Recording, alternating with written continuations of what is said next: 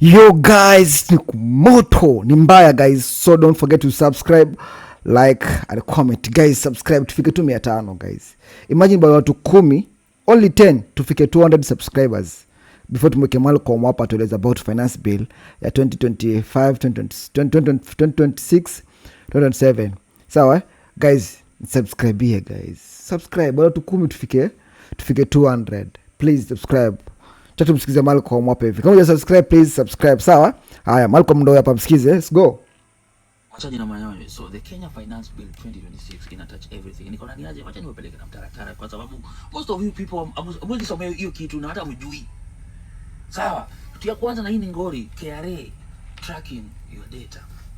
Unajua, so KRA saizi inataka ikuwe na a wider authority ya ku access your employee filings, ku access your mobile money transactions, ku access third party data transactions unafanya, kwa sababu inataka ku build a complete profile ama complete financial profile about you.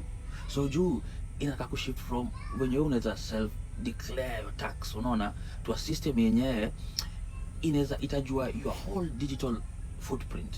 So usipo declare anything watakuwa already washang'am jo. Ni ngori wewe. Atu mobile money na M-Pesa. Unajua saizi iko hii proposal anytime utakuwa una send pesa through M-Pesa, Airtel Money, sijui PesaPal ama hizo platforms zote wanataka kuweka 16% VAT kwa the transaction charges. Wewe mwenyewe utakuwa uzioni. Unaona, so inamaanisha tuseme unatuma tao. Ukituma tao normally charges ni kama 15 shillings. Lakini ukiongeza hiyo VAT kwa hiyo transaction charges utapata inaongeza hiyo dona 2.4 Kenya shillings. So unapata inakuwa kitu kama 17 shillings yenye itakuwa passed to nani? To you. Engine machaji na manyonyo ni smartphones manze. So mobile phones itakuwa VAT exempt from July 1st 2026 hii proposal ikipita. So hautakuwa unalipa hiyo VAT pale hivyo kwa shop. Lakini government imekuja ikacheza kiukafuere, ikaamua ni aje itaeka kitu inaitwa 25% excise duty. Na itakuwa charge the moment hiyo simu yako imekuwa activated to a network. So utabai simu yako cheap, sikatai. Lakini manze hiyo simu itakuwa taxed the moment hiyo simu yako imekuwa switched on. So kutakuwa na the same pain lakini different pockets. Unacheki? Ngine machaji na manyonyo ni rent. Unajua kama unalipa rent, sikiza sana. Kuna kitu inaitwa residential rental income tax yenye government inataka kuiraise from 7.5% to 10%. Sasa unajua sasa your landlord atakuwa analipa more in taxes. And you know what they are going to do? Hii shughuli yote watapass over to nani? To you mwenye una rent. So expect pesa unalipa kwa rent ifanye nini? Ipande jo.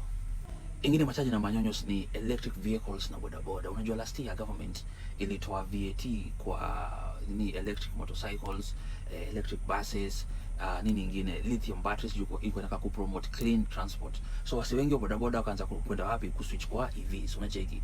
Now if finance bill ina propose kitu moja, changing hizo items from zero rated to VAT exempt. Hii ni movie yenyewe jua ita increase the cost of electric buses, motorcycles, vitu kama hizo manzi, hata lithium batteries. So kuna kitu inaitwa zero rated VAT. 0% VAT charged. Lakini businesses zinaweza claim hizo funds. So products wangaza na remain cheaper. An item ikikuwa VAT exempt inamaanisha nini? Customer hata chajiwa hiyo VAT. Lakini pia businesses haziwezi recover hiyo VAT cost. So products often wanga zina remain high ama expensive directly ama indirectly. Niseme hivyo tu. Pesa ngori ni wase wa classic na vintage cars manze.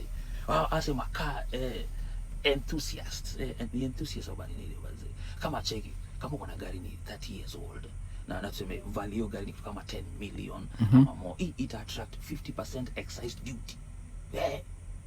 Mbaya guys, I think ni 20% ama ni ngapi manze? Mtu wangu, so kama uko na gari ya 1990s Land Cruiser mse ama classic Mercedes Benz, wewe jo utataxiwa 50% jo. Watu wametumba pia nyewe amejawachwa. The government ina propose ama inataka ku treat 5% of the customs value of every imported mitumba bale, unaona, as automatic taxable income kwa the trader. Inamaanisha nini? Hao traders watapasi hiyo cost to you. So bei ya thrift bana juu Japan jo, sasa wende ununue nguo mpya jo. Sasa watu wengine pia ni wa betting na gambling. Pia jibe 20% withholding tax. Unaweka tu do hivi pale kwa ile ni yako site yako itataxiwa. Noma paka betting. Kishinda inataxiwa, ukilose inataxiwa. So either way, win or lose, government government inataka kati yake mtu wangu jo.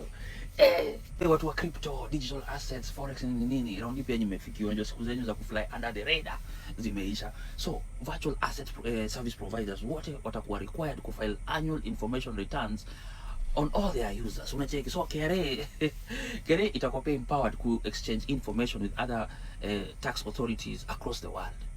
So kutakuwa na excise duty ya 10% yenye ita apply on fees charged on virtual assets nini transactions. So KRA inajua ile Binance account yako jo.